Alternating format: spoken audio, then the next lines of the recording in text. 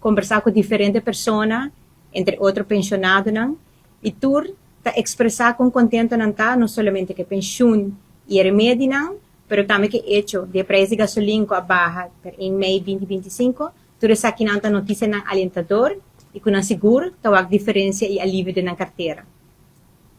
Outro ponto que também é muito importante e que traz esperança é o handicap and caring. Essa aqui seguro é uma ajuda grande para a família de nossa comunidade. Tá mama afrontada de muito especial com limitação, não somente está trazendo reto não cune, pero está trazendo muito gasto não também. Pois essa aqui seguro é uma ajuda grande. Mi lema principal de oportunidade igual para cada cidadão te queda intacto. Todo cidadão, com ou sem limitação, merece uma melhor qualidade de vida. Maneira nos provar tem diferentes tópicos, diferentes temas e retos no nosso país que merecem devido atenção. A mim quero pôr ênfase arriba ao setor social. Que é um setor importante onde o Colomester vai elevar o manejo social que tem impacto arriba diferentes aspectos de nossa vida. É um setor que é difícil para medir, porque é um setor que genera entrada. Pues bueno, por medir com material com ele funcionar.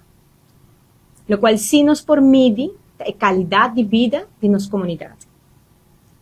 Me realizar e reconhecer diferentes desenvolvimentos e instâncias que tomam lugar último ano. Nós temos departamento, nós temos instâncias que estão dedicadas, que estão trabalhando como deve ser, nós temos personal capacitado, com amor e paciência para o trabalho. Sin embargo, apesar de todo o esforço aqui, cifras mostram que o problema social está grande. Ora vou conversar com diferentes pessoas da comunidade, pessoas ou instâncias, tudo está dando indicação como este bem cambio e melhoração. Nós precisamos fortificar nos bases sociais que é fundação para todo outro setor. Sem segurança social, não tem educação. Se mucha lanta mainta e não desayunar bom, e não por vai funcionar maneira mesterta. Se mucha tá dando caso instabil, e não por duna melhor de na escola.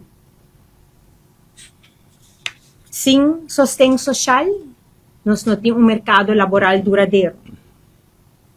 Pues, tá hopi de pouco de aspecto que tá hopi importante para nossa comunidade.